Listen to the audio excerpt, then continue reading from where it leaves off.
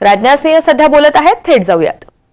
अखंडता को अक्षुण्ण रखने का यह रोड मैप है, नागरिकों की गरिमा सुनिश्चित करने का. अध्यक्ष महोदय, कुछ लोगों द्वारा हमारे संविधान को कॉलोनियल रूल यानी उपनिवेशवाद का उपहार मान लिया जाता है. या अक्सर हमारे संविधान को पश्चिमी देशों के संविधान से ली गई अच्छी बातों का एक संकलन मात्र मान लिया जाता है. अध्यक्ष महोदय, पिछले कुछ वर्षों में देश में एक ऐसा माहौल बनाने का प्रयास किया गया है कि संविधान एक पार्टी की विशेष देन है. इन सभी बातों में डेप्थ एंड ब्रेथ मैं मानता हूं कि दोनों की कमी है. अध्यक्ष महोदय, संविधान निर्माण में बहुत से लोगों की भूमिका को जानबूझकर नकार दिया गया है, जबकि सच्चाई यह है कि हमारा संविधान हमारी सिविलाइजेशनल वैल्यूज यानी सभ्यता एवं सांस्कृतिक मूल्यों का एक एक्सप्रेशन है.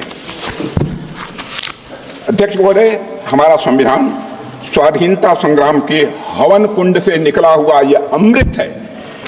हमारा संविधान स्वतंत्रता सेनानियों के त्याग से सिंचित यह हमारा स्वाभिमान है. यह एक सीरीज ऑफ हिस्टोरिकल इवेंट्स का आउटकम है.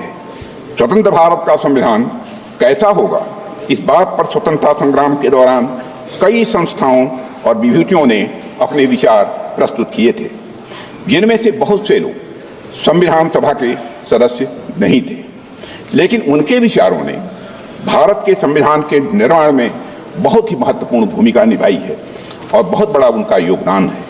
हमें याद रखना चाहिए कि पंडित मदन मोहन मालवीय, लाजपत राय, सरदार भगत सिंह, वीर सावरकर और ऐसे कई महापुरुषों के विचारों ने हमारे संविधान की भावना को मजबूत और समृद्ध किया है.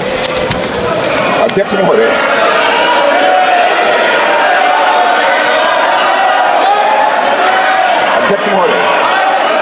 हमारे प्रेरणा स्रोत डॉक्टर श्यामा प्रसाद मुखर्जी का मानना था कि संविधान कलेक्टिव इफोर्ट और कंसेंसस का रिजल्ट होना चाहिए. मैं फिर से दोहराना चाहता हूं, हमारे प्रेरणा स्रोत डॉक्टर श्यामा प्रसाद मुखर्जी का यह मानना था कि संविधान कलेक्टिव इफोर्ट और कंसेंसस का रिजल्ट होना चाहिए. अध्यक्ष महोदय, हमारा संविधान इसी सामूहिक प्रयास और समझ का नतीजा.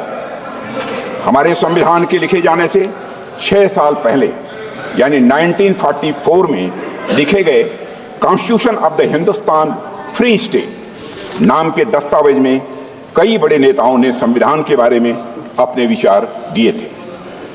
इसमें सभी नागरिकों के लिए धार्मिक स्वतंत्रता सुनिश्चित करने की बात कही गई थी.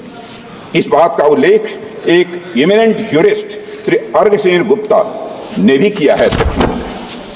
अध्यक्ष महोदय, उस दस्तावेज में प्रत्येक नागरिक को अपनी संस्कृति और भाषा की रक्षा करने का भी अधिकार दिया गया था. सरकार को रिलीजन के आधार पर भेदभाव करने से स्पष्ट रूप से प्रतिबंधित किया गया था.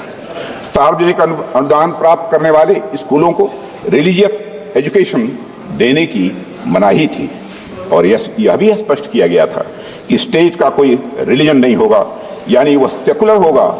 और यह बात वे लोग कह रहे थे जिन्हें हमारे सामने बैठे कुछ लोगों के दल कांग्रेस के लोग कम्युनल कहा करते थे. यह बात उन लोगों ने कही थी. अध्यक्ष महोदय, constitution of the Hindustan free state से डॉक्टर श्यामा प्रसाद मुखर्जी बेहद प्रभावित थे. और अगर हम संविधान सभा की बहस को ध्यान से पढ़ें तो पता चलता है कि उन्होंने राष्ट्रीय एकता के लिए और अलगाववादी प्रवृत्तियों पर अंकुश लगाने के लिए एक मजबूत संघ यानी स्ट्रांग यूनियन की आवश्यकता पर विशेष बल दिया था और स्वतंत्रता और समानता के सिद्धांतों पर आधारित एक गणतांत्रिक संविधान की डॉक्टर श्यामा प्रसाद मुखर्जी ने वकालत भी की थी. हमारे वर्तमान संविधान में भी इन्हीं मूल्यों को अध्यक्ष महोदय प्राथमिकता दी गई है, मगर इस बात का कहीं उल्लेख नहीं मिलता है. एक पार्टी विशेष द्वारा संविधान निर्माण के कार्य को हाईजैक और एप्रोप्रिएट करने की कोशिश हमेशा से की गई है.